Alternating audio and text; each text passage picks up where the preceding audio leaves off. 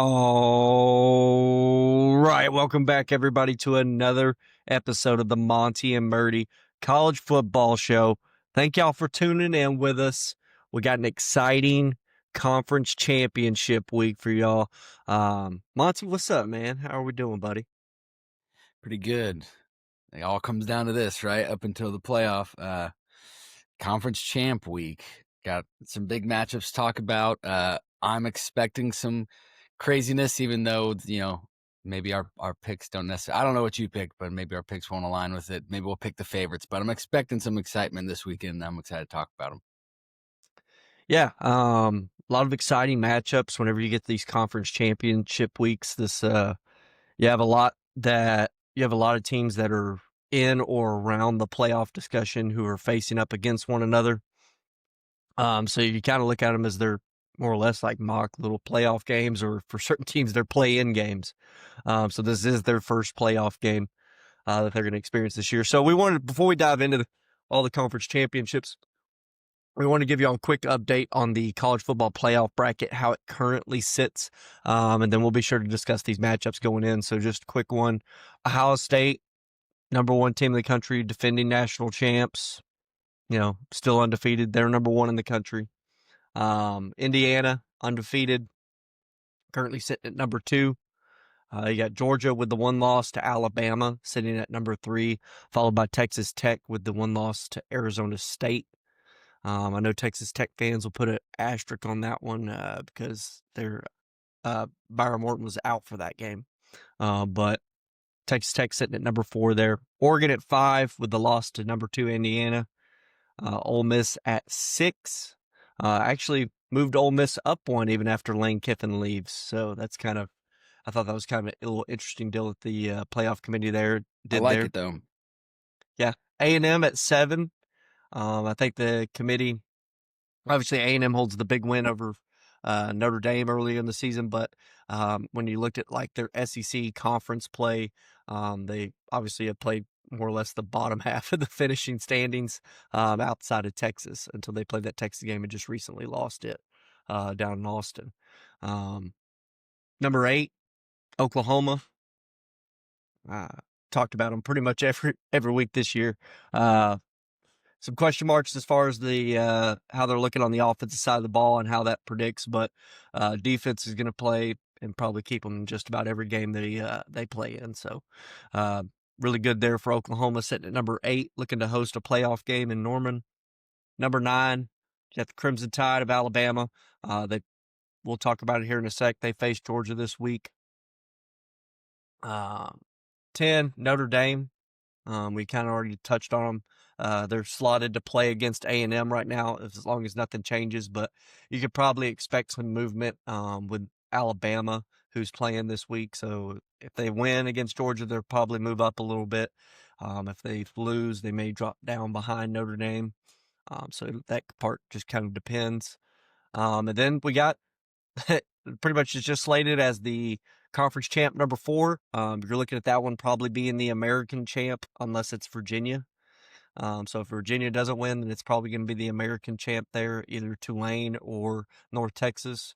And then you got conference champ number 5. And if Virginia doesn't win, you're looking at possibly a bunch of different other teams. Possibly JMU is probably the favorite to land in that fifth spot if Virginia loses. Yeah, so there's a couple different things that's interesting about this current playoff. So basically, the Ohio State-Indiana game, the conference champ, that's basically for the number 1 overall seed, and the other one will probably just go to the number 2, right? So it's more about bracket placement for either one. They're both going to get the bye. The other one that's interesting that I believe the committee will make a decision on is whoever wins the SEC championship, either Alabama or Georgia, I believe will get the first round bye as well, whether it be Alabama or Georgia. Obviously, if Georgia wins, they're not going to move. But if Alabama wins, I do think that they're, at that 3 or 4 seed. The only one that I see really being affected is if Texas Tech were to lose to BYU, who would take that 4th spot. Would it be a non-con championship Oregon, or somebody else. So that's one to kind of keep an eye on is that Big 12 championship game. And then, of course, like you said, that ACC championship. If Virginia were to lose to Duke, it's like, are we going to see 2 Group of 5 champions in, or are we going to, see Yeah. just the one that they designed this as? So yeah, it'll definitely change. I definitely think this bracket will change. It just depends. I think for the most part, the teams that you see right now are all but in. It's just like where, Changing yeah, the order. yeah. Yeah. What seed are they going to have? Yeah, because I don't see with Texas Tech losing, I don't see them out. They just won't have that first round bye, I don't think. So, yeah, it'll be interesting. But Do you think we want to touch on the Notre Dame Miami controversy that seems to be going across college football, or we want to leave that one alone? well, yeah, I mean, we can briefly. So, the big argument, right? And I'm sure most people know this, but so the Notre Dame Miami conundrum, right? Is like who deserves to be in, right? Miami has the head to head. Notre Dame has the in quotes. This is not my belief. This is just what I've been told and heard. Notre Dame has the better body of work, right? And the argument for Miami is that, okay, so lose your games earlier on in the season and you're fine. They'll forget about them. It's like the playoff committee has this clear, and this is based on track record. They have a clear recency bias for losses versus wins. So yeah, you saw Miami lose later in the season, and they're behind Notre Dame, and they're basically they're basically right next to each other in all like the strength of record, strength of schedule, all those rankings are all like neck and neck with each other. Like literally like one spot. I don't remember exactly what the numbers were, but they're like one spot from each other in all of them. And so when you take a look at the comparisons, when you're trying to compare like who belongs in, it's like everything matches up almost equally. But then it's like, gee, I wonder what would separate, this argument. And it's like, okay, well, I have 3.5, 4 hours of game tape I could show you why one deserves it over the other. But, for whatever reason, it's because the late wins versus the early wins, or excuse me, the late losses versus the early losses.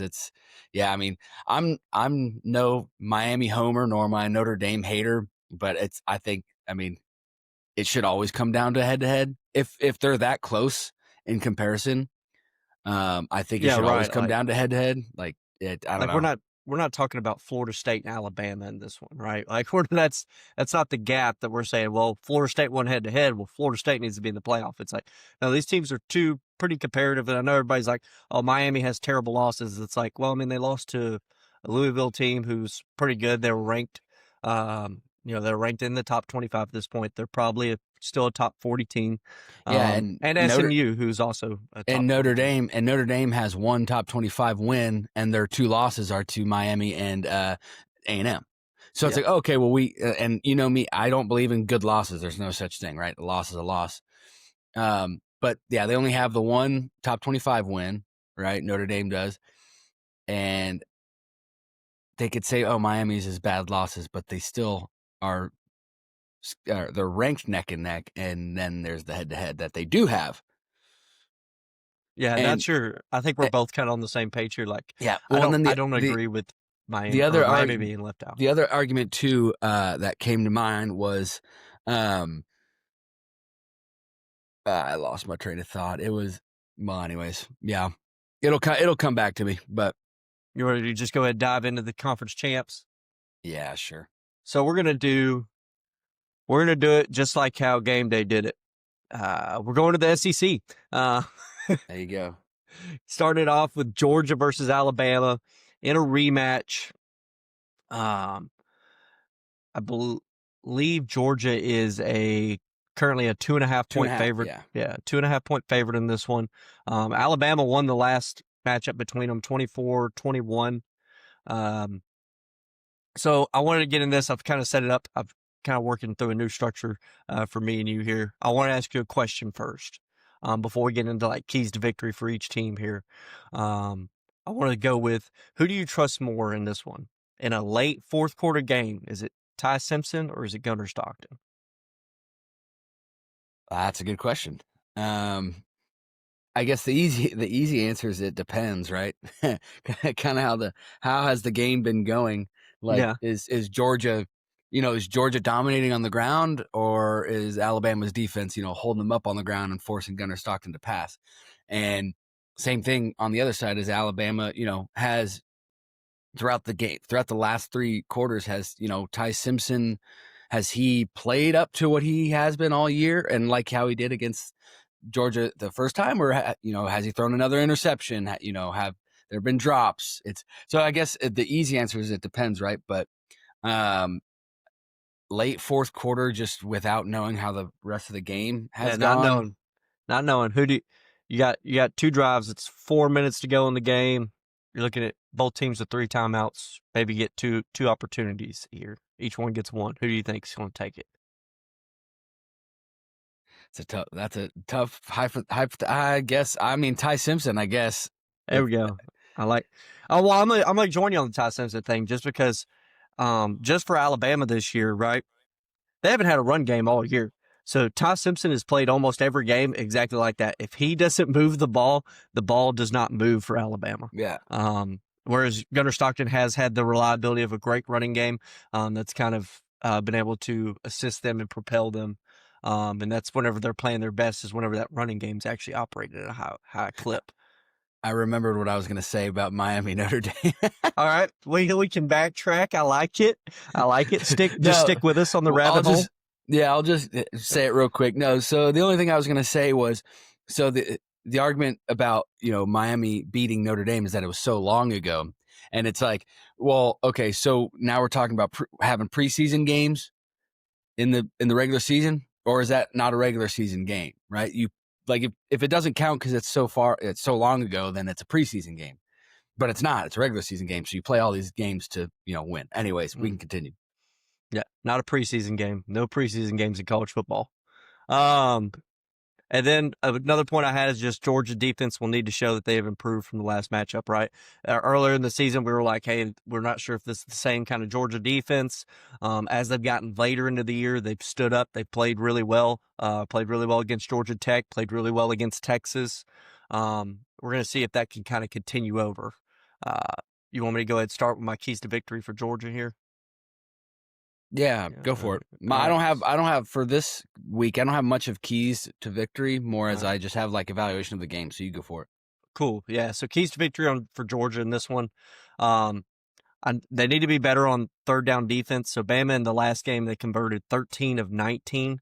So Bama was pretty much every time that Georgia got them into the third downs, Bama was able to convert. They need to have continued rushing success, right? Like I said just a little bit ago, in the games that Georgia's played their best is whenever they're running the football effectively. Like I said, Gunnar Stockton, whenever he's been made to, where Georgia's not having that rushing success, that's kind of the games that you've seen Georgia play either really close or even lose against like Alabama. So Gunnar Stockton can't turn the ball over. I made a point. I said, as long as your rushing game's going, you don't need an elite day. Just something over 200 yards, maybe a touchdown. You don't need him to play. Put the game on his back and freaking go. This one's gonna hurt. I'm sorry. Go Diego Pavia versus Tennessee, right? Like just lead rusher, lead pat. But you don't need that. You just need him to manage the game well, distribute the ball effectively, and be able to rely on that running game. And I also noted in there is like with that running game success, take the time out of the clock. You had success last time you ran the ball against Alabama, but you didn't.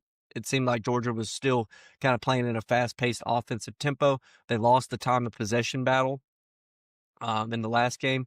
I think Georgia would benefit from slowing the game down because Alabama's not going to be able to take the wind out of it, right? They haven't been able to run the ball against just about anybody this year, regardless who the opponent is. So if you can do that and take the wind out of sails, limit Ty Simpson's opportunities to be able to get through his reads and kind of understand what you're doing on defense successfully against him, I think that's a good recipe for Georgia there. Now, for Alabama, rushing attack hasn't been there all year. They're going to need another big game from Ty Simpson in the passing game, right? Yes, they are 104th in the country in rushing yards per game. Yeah. So they're gonna need Ty Simpson just like they've needed him all year. It's not really anything new. I think Alabama understands that coming into this game. And I also noted, I was like, I think the defense is going to need to force one turnover because I think Georgia is going to rely on that rushing game. They're going to try to take the win out of the clock. How you flip that is get yourself a turnover or two, give your offense an extra opportunity there. And if you can slow down the rushing attack with Frazier, that's kind of hard to do. He's 145 carries, 809 yards, 5 touchdowns on the year. Um, but like I said, if you can load the box, make Gunnar Stockton beat you, probably try to get into one of those. If you can get to, I don't know how to describe it, outside of like just a throw off pretty much, right? Yeah, Gunnar Stockton trying to sling it on one side, Ty Simpson trying to sling it on the other. I like your chances for Alabama there. I think you can rely on Ty Simpson. He's been having to do that all year. Just continue to rely on him. Let him be your offense because that's about your only chance. So if you can force Georgia to have to play that kind of shootout style, um, 2000 2017 Big 12, 2014 Big 12 style game. We're getting those shootouts. I like that matchup for Alabama as opposed to allowing Georgia to be able to uh, rely on their rushing attack and their defense. Yeah, it's hard for me because you say if they can get into a shootout, you like Alabama, but I'm looking at like the overall stats for both defenses, and so Georgia's defense is 13th overall in yards per game allowed. Alabama's is 12th. Okay, and then Alabama's defense is 8th in passing yards allowed. Georgia's is 44th, but Georgia's rushing defense is 6th, and Alabama's is 36th. And let's see, Alabama's points per game allowed is 11th. Georgia's is 12th.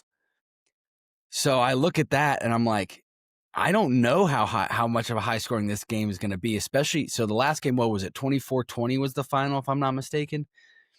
And I don't even know if it's going to get to 24 points this time around. As we said before, Georgia is favored by 2.5. Someone can fact check me, but I believe this is correct. So Georgia's 1-10 against Bama when they're favored by 2.5.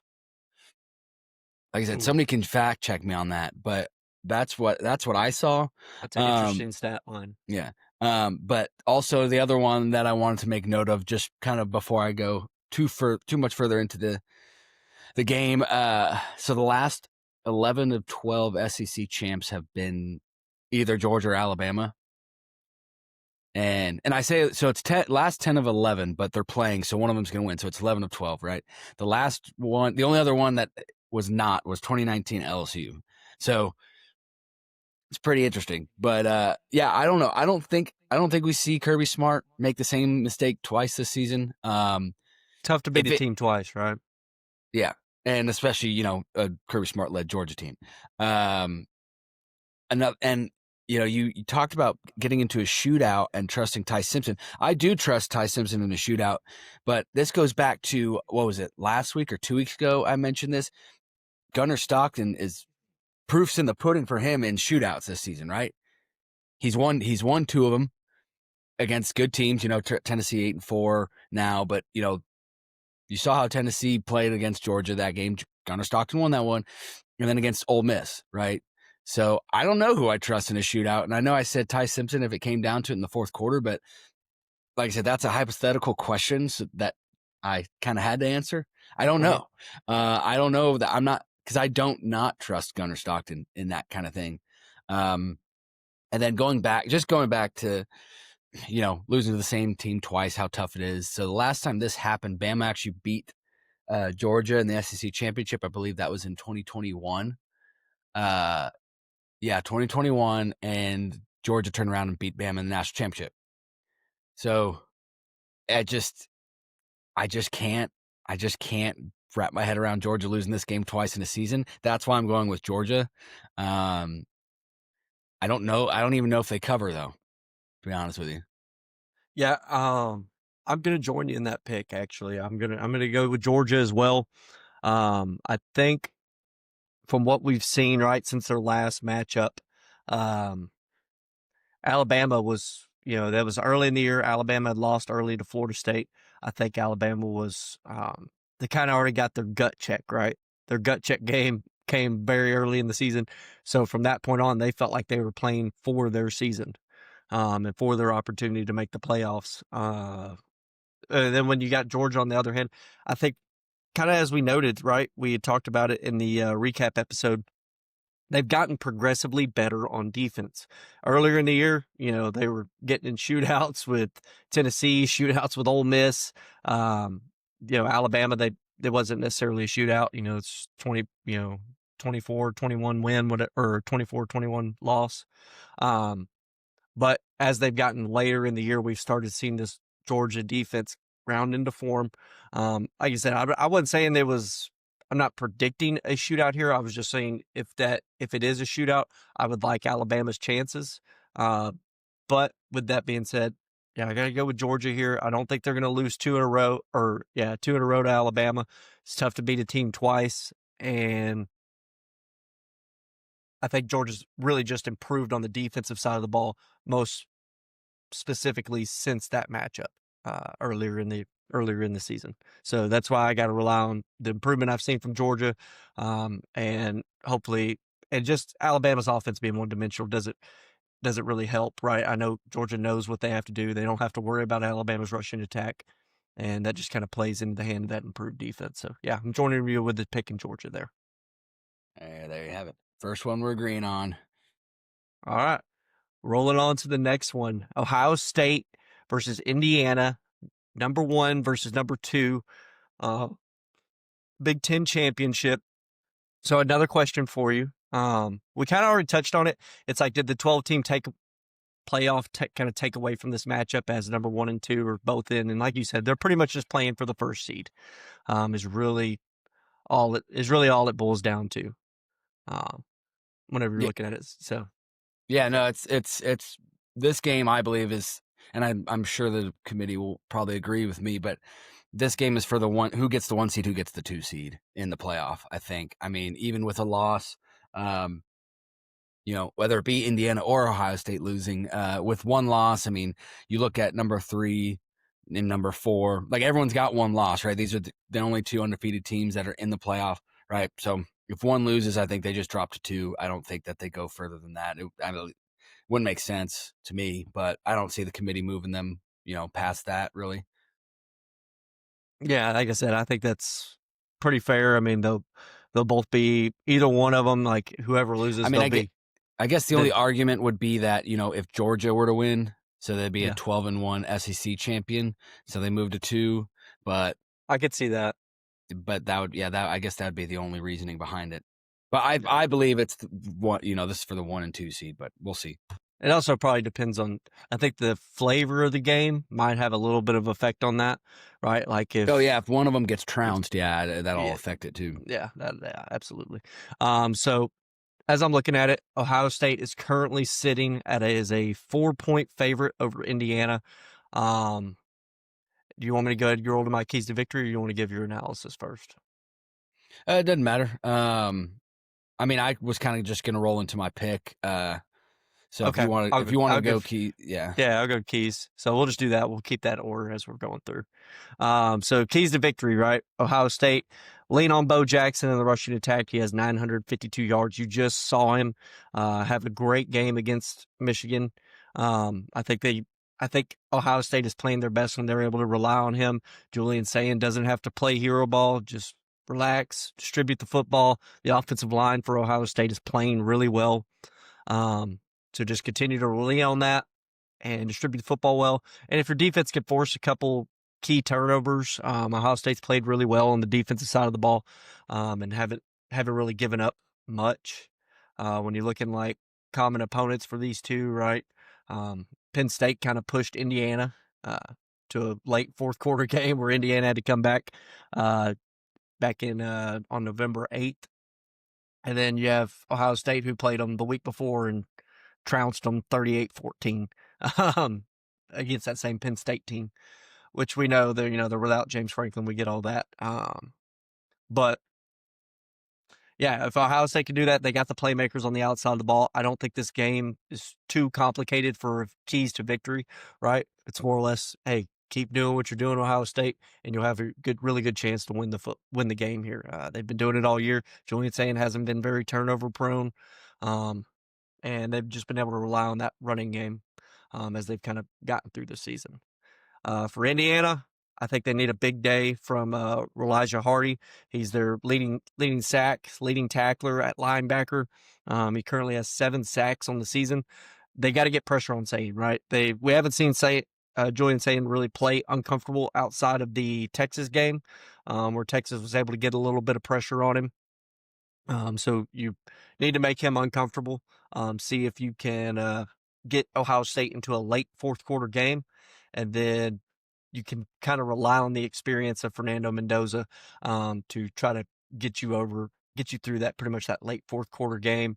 As long as you're able to get some pressure home on Sayin and maybe force him into some key turnovers. We just hadn't seen that because the Ohio State O-line has played so well this year. And I think a big point of this one, just my final key for Indiana here. Defense needs to limit the first down success of Ohio State's rushing attack. They run the ball 52% of the time on their first down plays, so 1st and 10, 52% of the time they're handing that puppy off. You got to limit that success. You need it.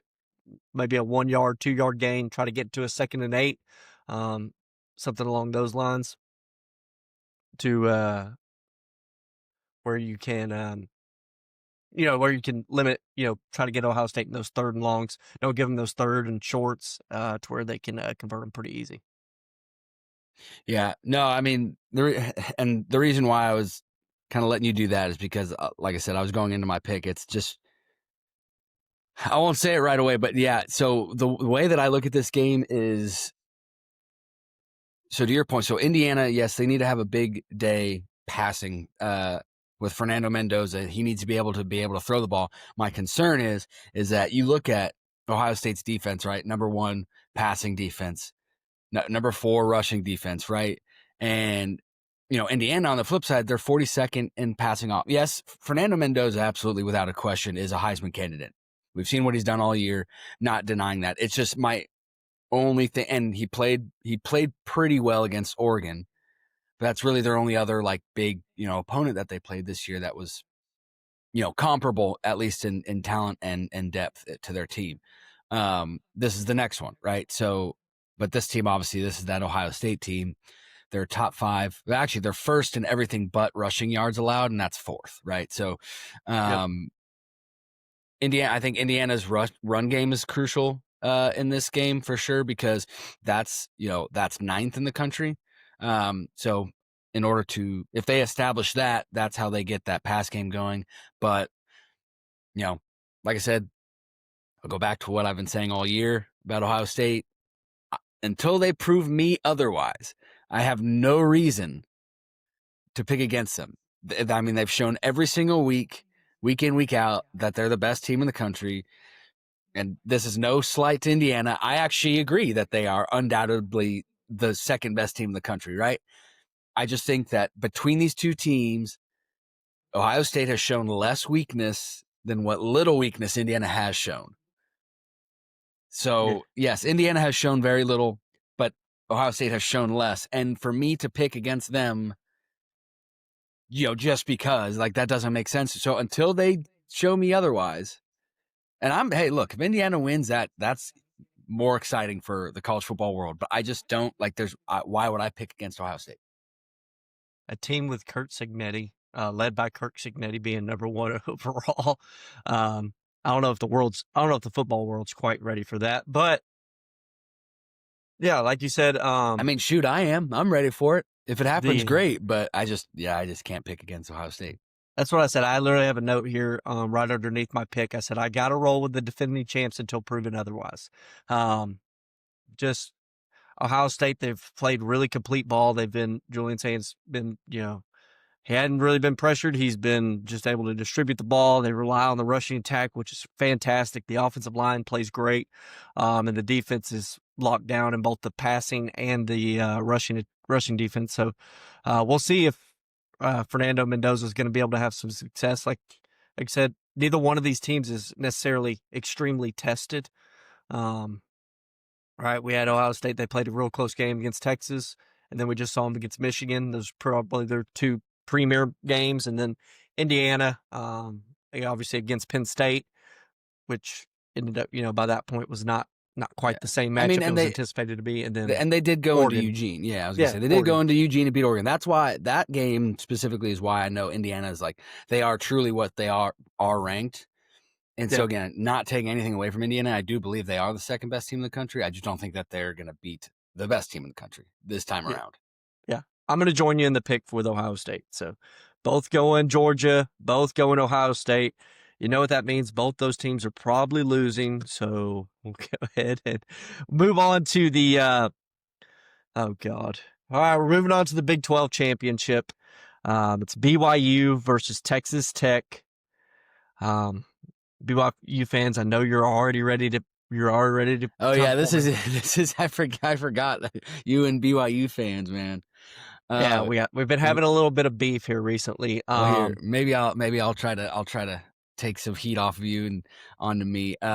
So for me, so Texas Tech's run defense obviously is very important in this game, right? I think that's pretty obvious to say. It was in the previous matchup. It is this time around, led behind the Heisman hopeful Jacob Rodriguez, right? I'm a big fan of his as a Heisman hopeful. So yeah, I think that people that vote for the Heisman don't really watch Texas Tech games, unfortunately. But no, the big thing. I mean, the personnel mismatch I think will help Texas Tech here. Like I said, like it did in the previous matchup. The only difference, so Lubbock was when they played in Lubbock, insane crowd, insane environment. And I think that had an effect on both Texas Tech and BYU. But for me, it's like, will the lights be too big for either of these teams in this one? Big 12 championship, it's in Arlington. Like both of these teams are pretty new to this whole conference championship spotlight. I know Texas Tech has, played in this before a long time ago, and then BYU has never been in a Big 12 championship, right? So it's like, will it be too, will the moment be too big is my question. When it comes down to it, if Texas Tech can stop that BYU run game, and more importantly, stay on the plus side of the turnover margin, I honestly think that this game could look pretty similar to the last one in the sense of, Texas Tech running away with it. And I think Texas Tech personnel wise far outnumbers BYU. So I'm going with Texas Tech on this one again. yeah. Texas Tech is favored by 12.5 in this game. Last time we watched them, BYU could barely get past the 50-yard line. Only did it one time on the touchdown drive, and that was already later in the second half. I think Texas Tech had already put in their walk-on team. And so when I look at the keys to victory, right, this is what BYU's got to do. I was told LJ Martin was hurt in the first matchup. He still carried the ball 10 times, but they, like you said, they have to have success running the football. LJ Martin has been and Bear Bachmeyer running the football has been kind of the driving force behind this BYU team. So they have to have success. They got to get a better O-line push. That was part of the issue, is that Texas Tech was almost resetting the line of scrimmage 2 yards in the BYU backfield for the majority of that game. Last time these two played. They must protect the ball, right? They had 3 turnovers in the last matchup. You can't have that, especially whenever you're more or less playing against I think it's fair to say that Texas Tech is maybe a more talented team than BYU. That doesn't necessarily mean they're better or that. That's the thing, is they're far more talented personnel wise. That's why I Yeah, said the personnel, I think, yeah, outmatches them. yeah, outmatches them. So if they're more talented personnel wise, you can't turn the ball over. You can't give them extra opportunities to be able to score against you. And I think BYU's defense needs to play their best game of the season. They weren't bad against against Texas Tech in the last matchup. They weren't terrible by any means. They held Texas Tech under 30, which, is kind of whenever your offense isn't doing much. I mean, that's not a terrible performance from your defense, but I think they need to have their best game of the season, and they need to flip that turnover margin. If anything, BYU needs to win it by 2, Yeah. and give their offense some short fields to be able to score. Yeah, I think turnovers are definitely key in this game for Yeah. BYU especially. Yeah, BYU especially, yeah. Key to victory for Texas Tech, kind of already mentioned it, same thing.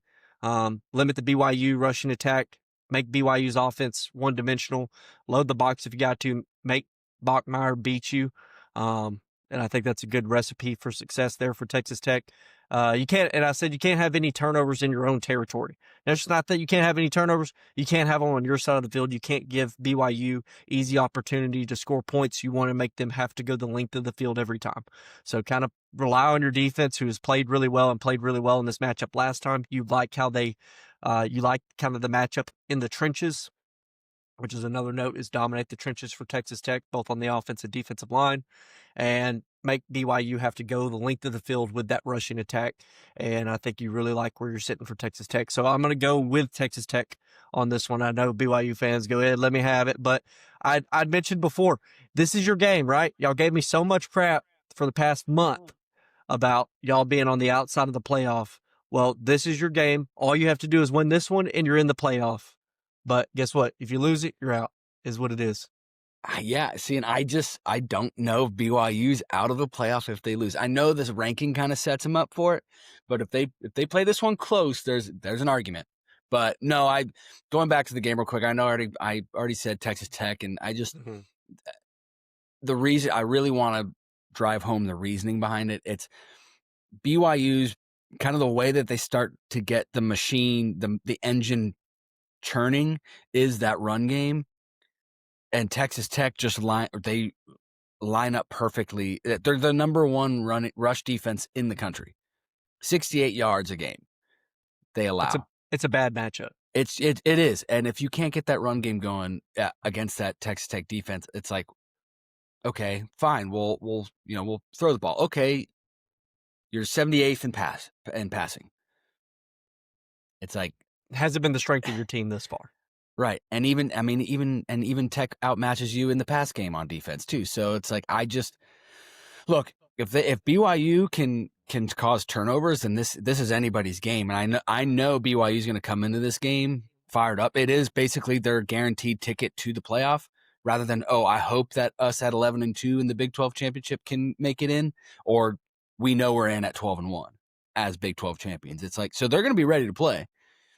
It's just, there's still another team on the other sideline, right? And a very good one at that. So yeah, and I don't think Texas Tech wants to give up that first round bye. So let's move on to what has been probably, I mean, at least for me, I don't want to speak for you. It's been one of my favorite conferences to watch this year, just because it's had a lot of good teams. It's really kind of been chaotic of who's at the top and who's the top team and who's it going to be. But it's the American Conference. We got Tulane versus UNT, University of North Texas. North Texas is currently a 2.5-point favorite in this one. And this one's actually going to be played tomorrow night. So Friday night game. So all eyes I'm going to say, focused on the American. It's Thursday morning, December 4th morning for everyone. Yeah, so tomorrow. Yeah. So a couple notes this one before we get into keys to victory. Kind of the battle of promoted head coaches. Morris has already been hired by OK State. Summerall's already been hired by Florida. And for those of y'all who don't know, Eric Morris, head coach UNT, and John Summerall, head coach of Tulane. And then a couple notes, just one quick note before we get into the game. Elite passers have had success against Tulane. Big example is McCown or Chambliss. So McCown over at UTSA. And Chambliss, obviously, at Ole Miss. They've had success, and I think this may be a hot take, but I think Mestemaker may be the best of the three. I mean, he's leading the country in passing. I was going to say, statistically, it's not. So. Yeah, 29 touchdowns, 4 interceptions. And he's probably going to be a Power 4 quarterback next year. So it's going to be hard pressed for UNT to keep him, because everybody, and I mean everybody, is going to want that kid. Well, I just think that he's probably going to end up at Oklahoma State with his coach, but Yeah, I mean, that's a possibility too. And if you're Oklahoma State, you probably could want nothing more than that.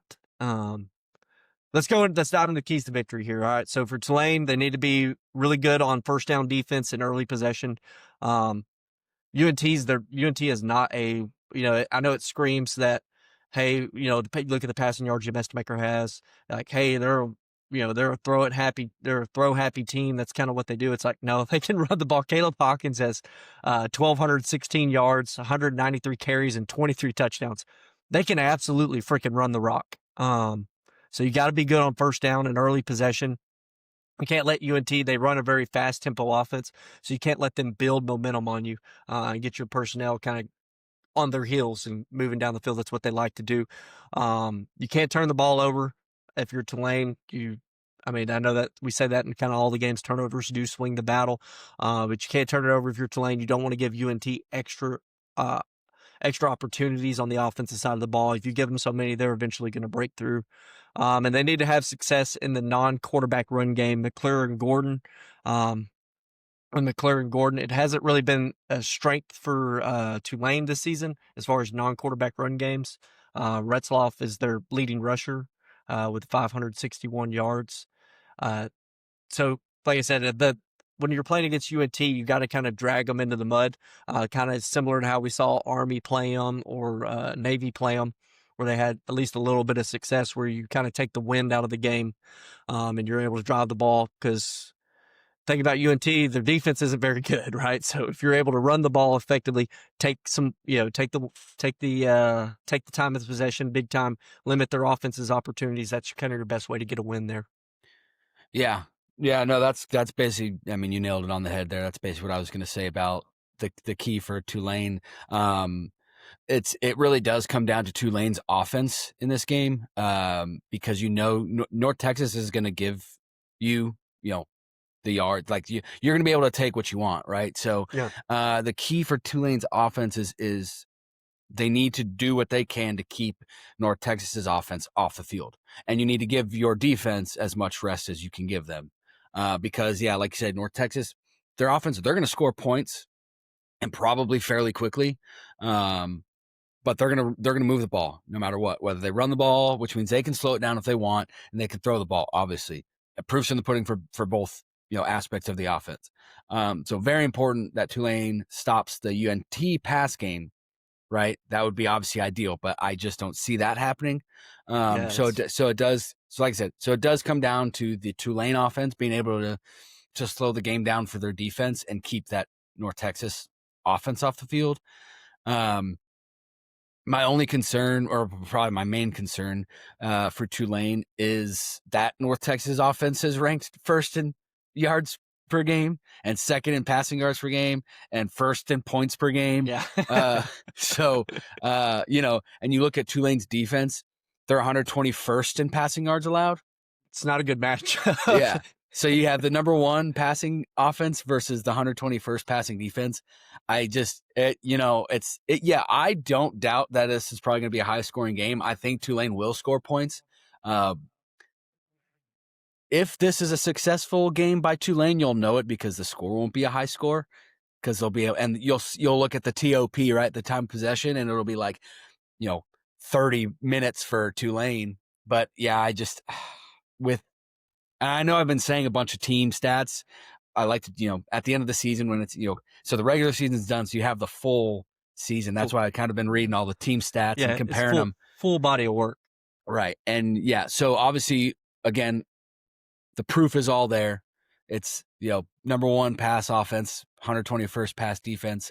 Tulane has struggled on defense. I know North Texas has too, but North Texas just, for the most part this year has outscored every high scoring game. So I am taking the favorite yet again. I'm going with the Mean Green, North Texas. Let's go, Mean Green. Couple of keys to victory here. I just wanted to point. I know Eric Morris isn't really watching this podcast right now, but if he is, probably not. If he is, hey brother, this is what we got to do. You got to remain balanced on offense with Caleb Hawkins. I think Caleb Hawkins is absolutely phenomenal running back. I'd be really scared if if Eric Morris is able to bring this entire, kind of group over to Oklahoma State, because like you said, it's the best it's the best performing offense in the country, as far as what they've been able to do week in, week out. Even in the game they lost, the least points they've scored this year was 33 against Western Michigan. Um, and then the game they lost against USF, they still put up 36. Um, Defense, all you're going to need from them really is a few key stops. It's not been a strength of the team thus far, but you just need to get you a few key stops there, maybe a turnover or two, and you feel really comfortable about where you're at. And there should, like you mentioned, there's going to be some availability in the passing game. Look for UNT to strike fast. Try to jump on Tulane really early, which UNT is capable to do. You're able to, you can look down, look at your play sheet, you look at your phone. Like if you're watching this game, you look at your phone, you look back up, and you're like, oh dang, it's freaking 21-0.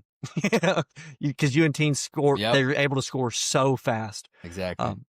So that's kind of the points there. I'm going to join you in the pick. I'm going with the Mean Green, and look for Eric Morris to take the Mean Green, North Texas Mean Green, to the playoff, baby.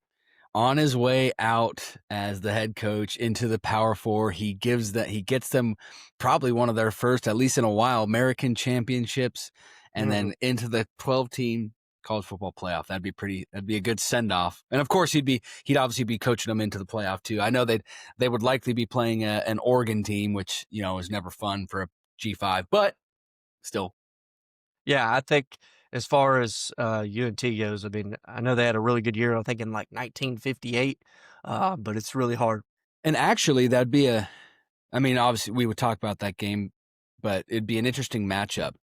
North Texas and Oregon. I know North Texas defense would suffer pretty heavily, but on the flip side, be interesting to see what their offense would do against a very good Oregon defense. But I digress.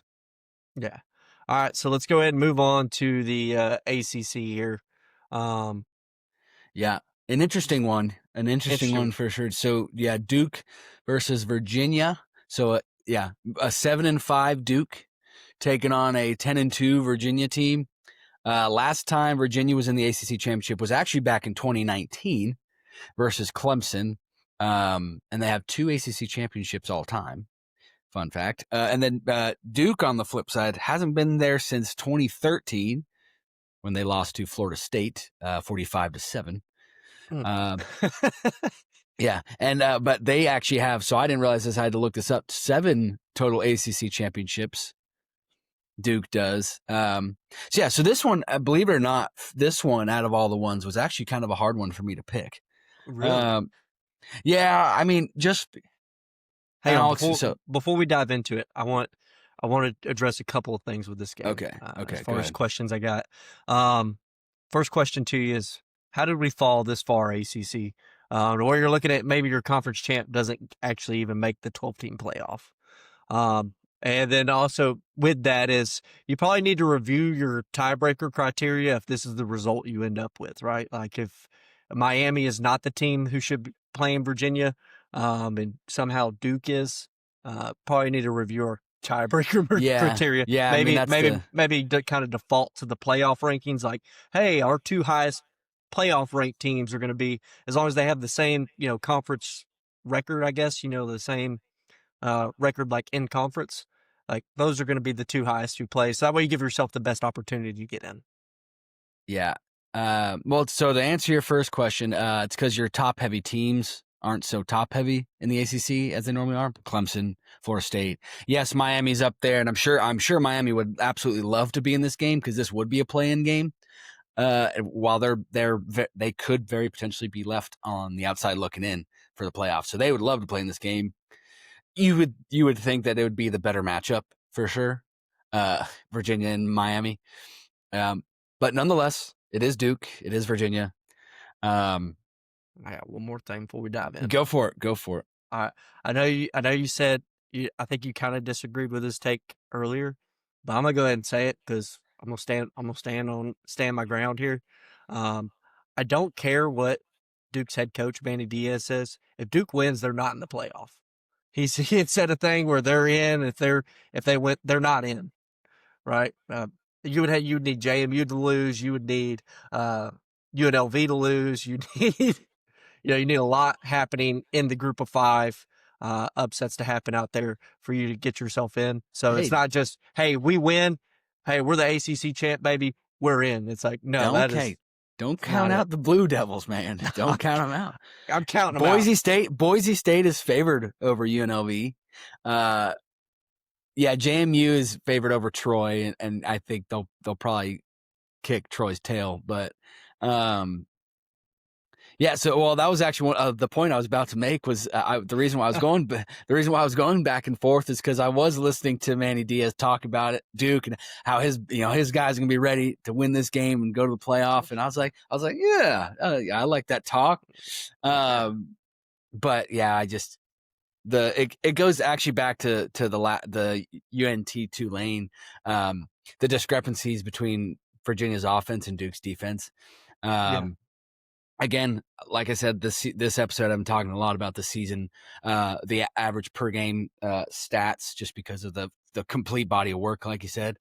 So you look at Virginia's offense versus Duke's defense. So Virginia's 26th overall in yards a game with 433.2, 53rd in pass yards a game, 244.5, 34th in rushing, 188.7, and 27th overall in scoring offense. Flip side, Duke, 112th yards allowed, 131st pass yards allowed, 97th points allowed. And when you look at those, that's probably the most lopsided ones we've talked about, other than the passing defense of Tulane and North Texas passing offense. But man, yeah, when I keep going back to that, it's like, yeah, love what Manny Diaz was saying about Duke.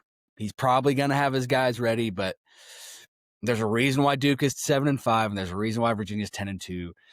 Going with the Cavs. Yeah, I'm going to join you with that pick for Virginia. I think you made that pretty clear, but I mean, I know. I'm glad that you're saying it. That's just me. That's just me saying. I don't care if he even wins this game. He could win it, and he's still not in. I don't care what he says. So he's got he's got to advocate for his guys. I get it. We had Sarkisian doing the same thing. I understand.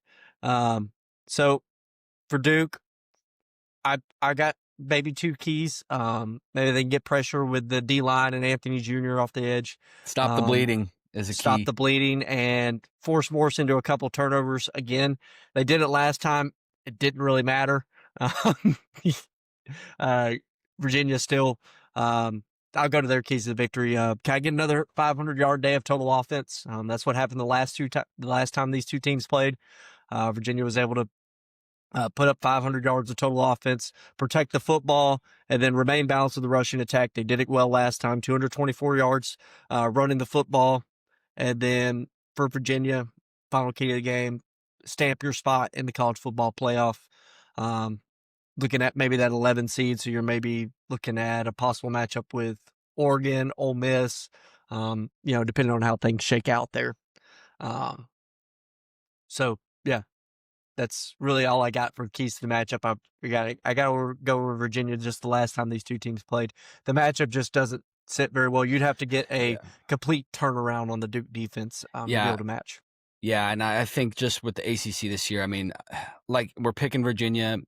They're going to be probably going to be an 11 wins team this year, and I think if they make the playoff, which I think they would with a win, I think they're a one and done team in the playoff anyways.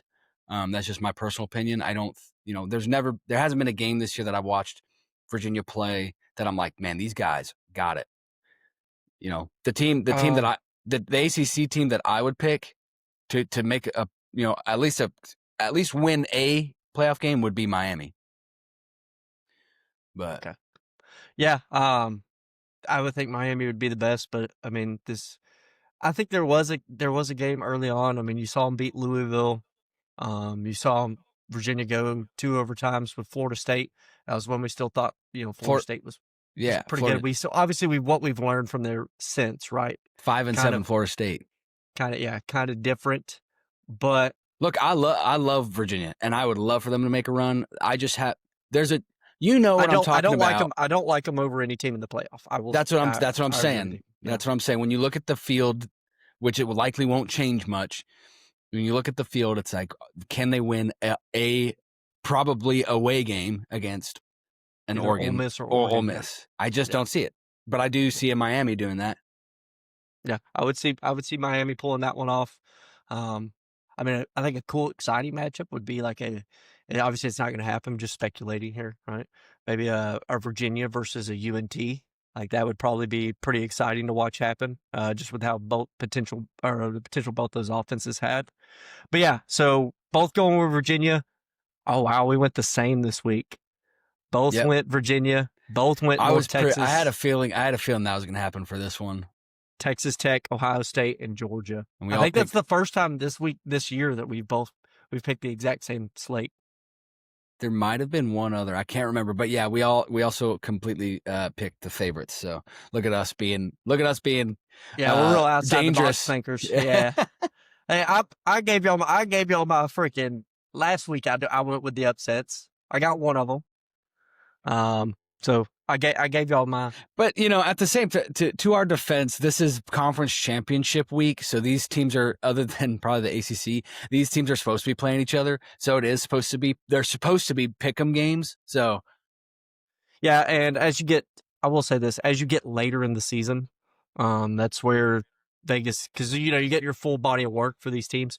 So Vegas gets a little bit more accurate as they get, because you got more data points, more stuff like that when they're setting these lines, to where it's a little bit more accurate of a predictor as you get later in the season. So it's kind of tough to pick against them. But overall, should be a real exciting week, and it should have a lot of exciting implications in the college football playoff. So that's what we will do. Next time we see y'all, it will be after I believe the ranking show after Conference Champs Week is on Monday, right? I believe it's Sunday. Is it Sunday? So yeah, we'll probably try to see y'all Monday. After that, we'll give y'all a full college football playoff outlook preview. And we will give y'all some, just kind of, that's pretty much going to be the whole episode is going to be breaking down the college football playoff and the different matchups. This coming Sunday is the playoff selection. Yeah, selection Sunday. That's right. So yeah, so we'll probably see y'all Monday then. And then I think we're going to be maybe previewing Army Navy. That'd probably be the game. That's next week, right? Yeah, that'd be next week game. So yeah, we'll predict that one. We love our troops. So love our troops. So yeah, love a good Army Navy pick. If y'all got any guesses where I'm gonna lean early, we're gonna look right here. This is probably where I'm going, but we shall see. Do I agree or do I disagree? Stay tuned. Stay tuned. As always, man, we thank y'all for tuning in, listening to us, and we hope y'all have a great conference champ week watching these games. And as always, subscribe to the show, follow the show wherever on any of the social media platforms. Interact with us, man. We enjoy it. Even if y'all hate our takes, even if y'all disagree and y'all think BYU is the number one team in the country, hey, man, that's on for you to believe. We'll always discuss it with y'all, and we enjoy it. We will catch y'all next week on the Monty and Murdy College Football Show. Until then, peace.